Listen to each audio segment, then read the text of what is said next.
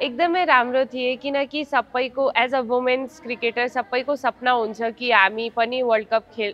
खेल्ने हो अनि त्यही अ, हाम्रो सपना पुरा भएको थिए त्यति बेला वर्ल्ड कप क्वालिफायर्समा आई थिङ्क जुन हाम्रो लास्ट म्याच थियो युएईसँग त्यो अहिले पनि म बिर्सिन सक्दिनँ किनकि त्यो नेपाली वुमेन्स क्रिकेटको लागि नि एउटा हिस्ट्री मुभमेन्ट भएको थिए हामी क्वालिफाई भएको थिए अनि त्यति बेला आई थिङ्क सबैको आँखाबाट खुसीको आँसु पनि झरेको थिए किनकि वुमेन्स क्रिकेटमा एउटा हिस्ट्री क्रिएट गर्न त्यो पनि 19मा एउटा ठुलो उपाधि हो अनि त्यो हामीले अचिभ गरे आई थिङ्क त्यो वुमेन्सको लागि एकदमै प्राउडको फिलिङ थिए खासमा जति पनि हामीले म्याच खेलेको थिए त्यसमा नेसनल एन्थम भएको थिएन तर जब हामीले वर्ल्ड कपको पहिलो म्याच खेलेको थिए त्यहाँ जब लाइनअपमा सबै नेसनल एन्थम भइरहेको थिए अनि थाहा थिएन कि यो वर्ल्ड कप पुरै टिभीमा आउँछ अनि सबै मान्छेहरू हेर्छन् देश विदेश सबैमा हेर्छन् नि अनि आफ्नो देशको राष्ट्रिय गान सुन्न नि एउटा प्राउडको फिलिङ हो त्यसमा पनि एज अ प्लेयर भएपछि ग्राउन्डमा जाने अनि त्यहाँ स्ट्यान्ड भएर नेसनल एन्थम गाउने नि एउटा ठुलो प्राउडको फिलिङ थिए अनि त्यसपछि जब म टसको लागि गएको थिएँ अनि त्यो बेला मलाई कस्तो त्यो प्राउड जस्तै फिलिङ भइरहेको थिएँ किनकि मैले कहिले पनि त्यो वर्ल्ड कपको एक्सपिरियन्स गरेको थिएन अनि त्यो पनि 19मा गर्दा एकदमै राम्रो फिल भएको थिए साथै जुन कमेन्टेटरहरू थिए अनि अम्पायर्सहरूले पनि मलाई एकदमै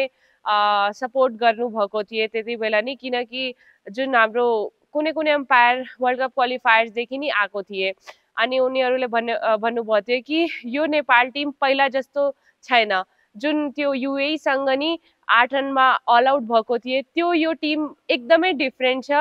अनि त्यही युएईको ग्राउन्डमा होम ग्राउन्डमा युएईलाई नि हराउने ठुलो कुरा हो अनि त्यति बेला उनीहरूले पनि एकदमै मोटिभेट गर्नुभएको थियो जसरी मैले एउटा मोमेन्टम पाएको थिएँ अनि त्यो पनि मेरो टिमको तर्फबाट थिए क्वालिफायर्सदेखि नि जब हामीले त्यो एसिया कपमा पाकिस्तानलाई पनि जितेको थिए त्यति बेलाबाट नि मेरो टिमको तर्फबाट एकदमै धेरै मोटिभेट मलाई गर्नुभएको थिए त्यही मोटिभेसनले मैले कन्टिन्यू गरेँ अनि त्यसपछि जब म यहाँ पनि वर्ल्ड कप खेलेर आएको अब वर्ल्ड कपमा खेल्न नि ठुलो कुरा हो त्यसमा पनि एकदमै कन्फिडेन्स दिन्छ अनि युगान्डा टुरको लागि हाम्रो प्रिपरेसन एकदमै राम्रो भइरहेछ अनि टिमको तर्फबाट नि एकदमै पोजिटिभ एटिट्युड छ फिल्डिङ होस् चाहे फिटनेस होस् सबैमा नि राम्रो भइरहेछ अनि मलाई लाग्छ हामी यो युगान्डा सिरिज निकै नै जित्नेछौँ अब जसरी थाहा छ जुन हाम्रो युगान्डा सिरिज छ त्यो युगान्डा भएपछि अब त्यो अफ्रिकन साइड छ अनि अफ्रिकन साइड भएपछि ग्राउन्ड र विकेटमा अलि घाँस बढी हुन्छ त्यसको हामीले फाइदा उठाउनेछौँ एज अ पेस बलर किनकि स्टार्टिङमा मलाई लाग्छ 6 ओभरसम्म स्विङ बढी नै हुन्छ अनि एज अ म स्विङ बलर भएपछि मलाई लाग्छ कि मलाई एकदमै बलिङ गर्न सजिलो हुन्छ अनि विकेट लिन पनि सजिलो हुन्छ त्यहाँको कन्डिसन एड्याप्ट गरेर जसरी वर्ल्ड कपदेखि नै यो ट्राई सिरिजसम्म मैले एउटा कन्फिडेन्ससँग खेलेको छु त्यही मोमेन्टमलाई अब क्यारी गर्नेछौँ अनि त्यो युगान्डा सिरिजमा पनि आफ्नो तर्फबाट आफ्नो बेस्ट दिनेछु as a batter as a bowler as a fielder सबैमा राम्रो गर्छु खासमा मेरो स्ट्रेन्थ इन स्विङ बलिङ छ र यर्कर लाइन छ अनि त्यसमा नि म बढी वर्क गरिरहेको छु किनकि अब स्विङ बल त गराउन आउँछ तर अलि स्लोवरहरूमा धेरै वर्क गरिरहेको छु मलाई जस्तो लाग्छ कि यङ जेनेरेसनमा अलि बढी नै पोटेन्सियल छ अनि किनकि स्किल्सहरूमा एकदमै राम्रो छ अनि फिटनेस हेर्दा पनि यङ जेनेरेसन एकदमै राम्रो छ अनि आगामी टुर्नामेन्टमा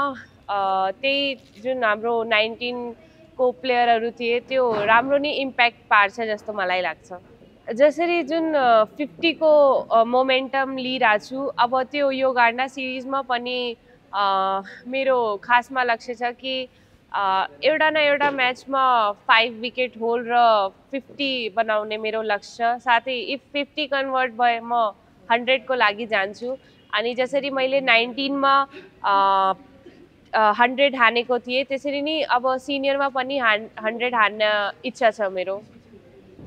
जसरी सबैलाई थाहा थियो कि यो नेपालभन्दा दुईटा टिम नि राम्रो थिए ऱ्याङ्किङमा पनि अनि फिटनेस र फिल्डिङमा पनि सबैको कुरामा उनीहरू हाम्रोभन्दा राम्रो थिए। तर मलाई लाग्छ हामीले उनीहरूलाई एउटा राम्रो फाइट दिएको थिए। अब आउने दिनमा हामीलाई थाहा छ कि हामी कुनै पनि टिमलाई हराउन सक्छौँ अनि त्यही मोमेन्टमलाई अझै राम्रो गरेर त्यो यो गान्डा सिरिज जित्नेछौँ हामी। म फ्यान्सहरूलाई एकदमै हृदयबाट धन्यवाद दिन चाहन्छु जसरी वुमेन्स क्रिकेटलाई प्रमोट गर्नुभयो अनि 19 देखि सिनियरसम्म एकदमै राम्रो कमेन्ट्सहरू आइरहेको थिए। अब आशा छ कि यो गान्डा सिरिजमा पनि हजुरहरू एकदमै सपोर्ट गर्नुहुन्छ हामीलाई। धन्यवाद। धन्यवाद।